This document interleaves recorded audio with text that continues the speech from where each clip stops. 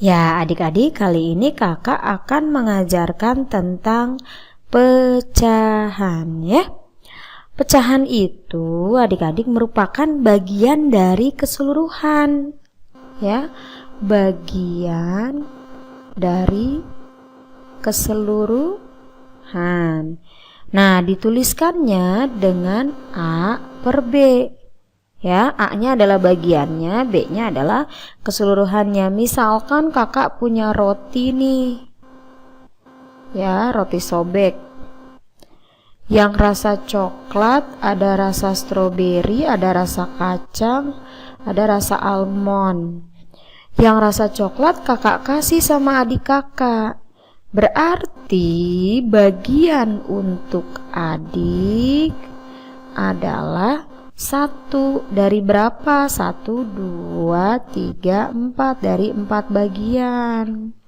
Nah, bagian kakak adalah ini, stroberi, kacang, dan almond. 3 dari 4 bagian. Itu namanya pecahan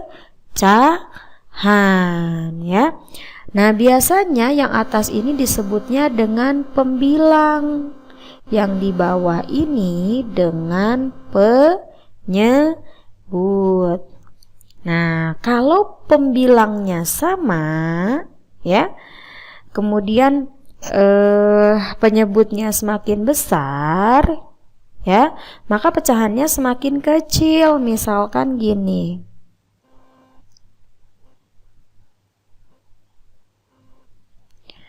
2/8, 2/7, 2/6, maka nilai pecahannya akan semakin kecil, 2/5 gitu ya. Ini kalau ke sana semakin besar, kalau ke sini semakin kecil. Jadi kalau semakin besar penyebutnya, maka pecahannya akan semakin kecil. Ya, kalau penyebutnya berbeda gimana? Misalkan 1/4 sama 1/5, nanti harus disamakan dulu penyebutnya, tapi nanti akan kakak bahas di pembahasan selanjutnya ya.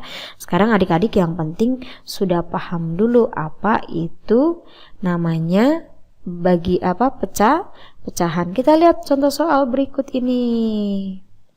Ya, kita lihat dulu deh yang di sini ya. Jumlah siswa kelas 1 SD Mekar ada 30 siswa. Pada hari ini 2 anak izin tidak sekolah. Berarti siswa kelas SD Mekar yang tidak masuk kan ada 2 orang ya. Berapa bagian? 2 dari yang nggak masuk ya. Yang nggak masuk 2 orang ini dari 30 anak.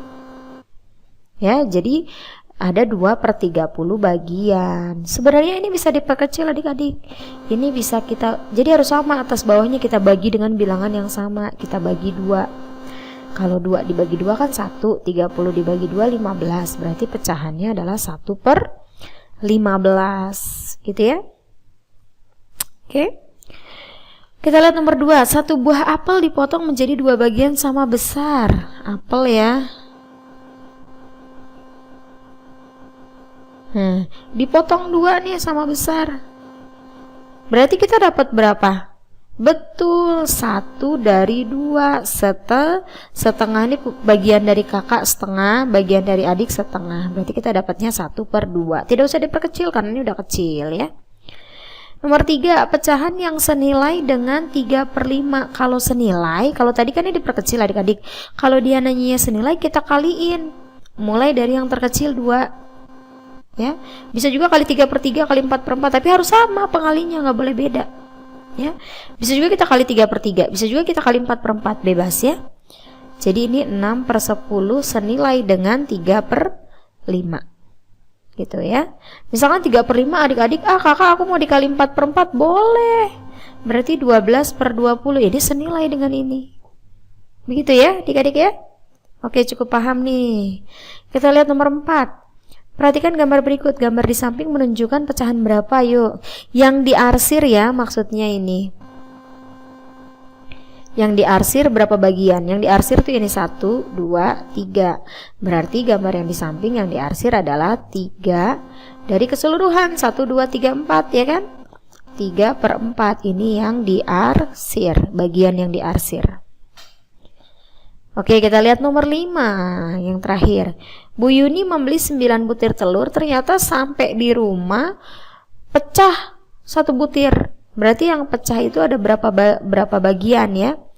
Yang pecah itu ada berapa bagian? 1 dari keseluruhan, per keseluruhan, selalu per keseluruhan. Berarti 1/9. Jadi bagian yang pecah adalah 1/9 dari 1/9 bagian dari butir telur gitu adik-adik ya. Oke, itu sekilas tentang pecahan. Jadi adik-adik paham ya, yang dimaksudnya berapa bagian per keseluruhan. Nah, setelah ini adik-adik nanti akan belajar tentang urutan naik pecahan, urutan turun pecahan gitu ya. Kemudian belajar penjumlahan dan pengurangan pecahan adik-adik ya. Mudah-mudahan adik-adik lebih paham lagi nih tentang pecahan.